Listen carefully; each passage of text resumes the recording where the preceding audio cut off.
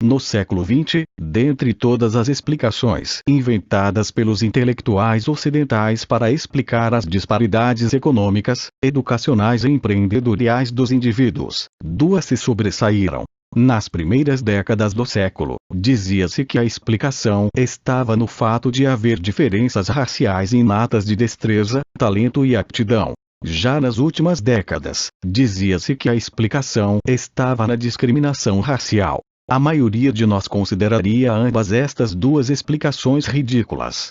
No entanto, genes e discriminação eram as explicações predominantes para as diferenças entre brancos e negros oferecidas pelos intelectuais no século XX. Em nenhuma dessas duas épocas a inteligência aceitava qualquer outra explicação.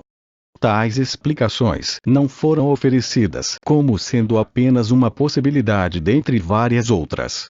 Não. Elas foram fornecidas como sendo a verdade predominante, quando não exclusiva. Em cada uma dessas épocas, os intelectuais estavam plenamente convencidos de que tinham a resposta correta, e rejeitavam e menosprezavam qualquer um que tentasse oferecer outras respostas.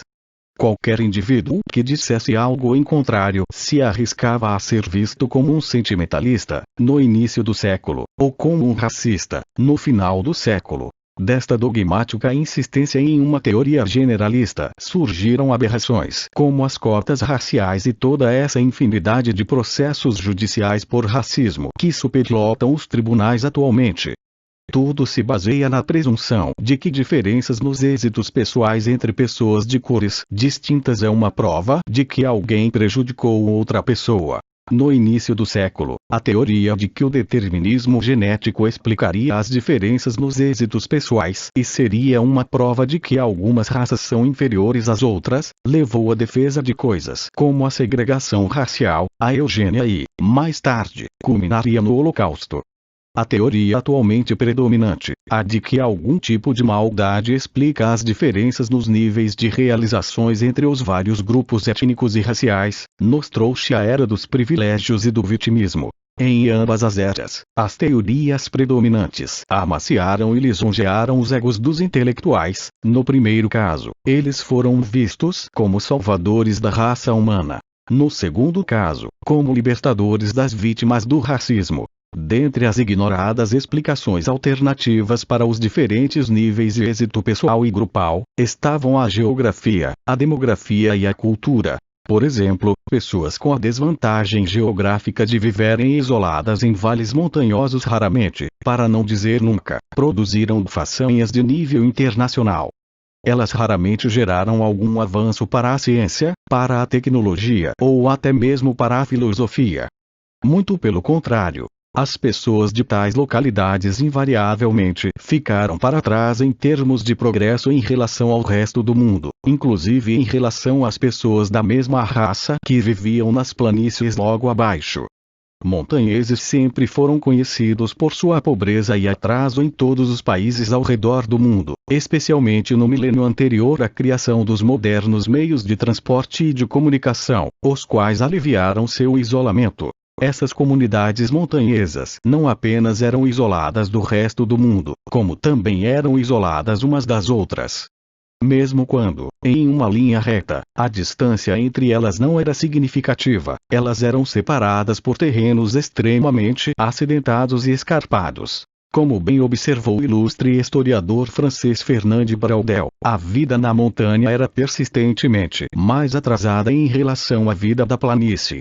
Um padrão de pobreza e atraso podia ser percebido das montanhas Apalaches nos Estados Unidos às montanhas Rif no Marrocos, dos montes Pindo na Grécia, montanhas e planaltos do Sri Lanka, de Taiwan, da Albânia e da Escócia. Da mesma maneira, pessoas geograficamente isoladas em ilhas distantes ou pessoas isoladas por desertos ou por outras características geográficas raramente apresentaram, ou ao menos conseguiram imitar, os progressos da população continental. Novamente, isso era especialmente notável antes de os modernos sistemas de transporte e comunicação terem nas colocado em contato com o resto do mundo.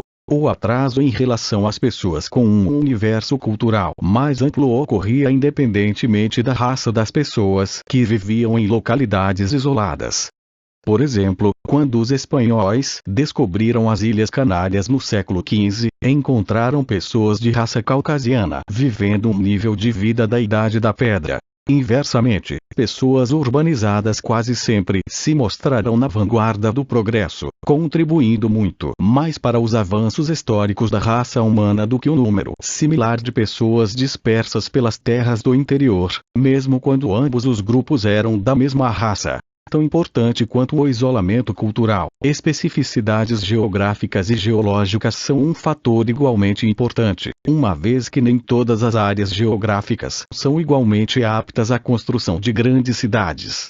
Por exemplo, a esmagadora maioria das cidades foi construída sobre cursos d'água navegáveis, e não são todas as regiões do globo que possuem cursos d'água navegáveis. Até mesmo a ausência de transporte animal fazia diferença. Esta era a situação do hemisfério ocidental quando os europeus chegaram e trouxeram cavalos, animais desconhecidos pelos nativos da região. Assim como é criado pela natureza, o isolamento também pode ser criado artificialmente pelo homem. No século XV, quando a China era a nação mais avançada do mundo, seus líderes decidiram isolar o país em relação aos outros povos, todos eles considerados meros bárbaros. Após alguns séculos de isolamento, a China se surpreendeu negativamente ao ver sua liderança ser sobrepujada por outros povos, chegando em alguns casos a ficar à mercê deles. O Japão cometeu o mesmo erro no século XVII. Em alguns casos, o isolamento se deve a uma cultura que resiste obstinadamente a absorver traços de outras culturas. O Oriente Médio, por exemplo, já foi mais avançado que a Europa. Porém, ao passo que os europeus aprenderam bastante com o Oriente Médio, os árabes não tiveram o mesmo interesse em aprender com os europeus. A quantidade de livros que a Espanha traduzia do arábico em apenas um ano era maior do que a quantidade de livros que os árabes verteram para o arábico em 1000 anos. A demografia também é outra característica crucial. Dentre os vários motivos para os diferentes níveis de avanços e conquistas está algo tão simples quanto a idade. A média de idade na Alemanha e no Japão é de mais de 40 anos, ao passo que a média de idade no Afeganistão e no Iêmen é de menos de 20 anos. Mesmo que as pessoas destes 4 países tivessem absolutamente o mesmo potencial intelectual, o mesmo histórico, a mesma cultura, e os países apresentassem rigorosamente as mesmas características geográficas, o fato de que as pessoas de determinados países possuem 20 anos a mais de experiência do que as pessoas de outros países ainda seria o suficiente para fazer com que resultados econômicos e pessoais idênticos sejam virtualmente impossíveis.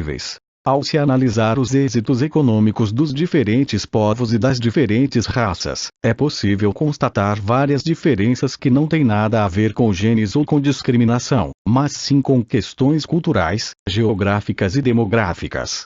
No entanto, é muito mais trabalhoso examinar estes fatores e suas complexas interações do que simplesmente ser um oportunista e se agarrar à teoria predominante da época, e então se autocongratular por ser um protetor dos oprimidos. Gostou do vídeo?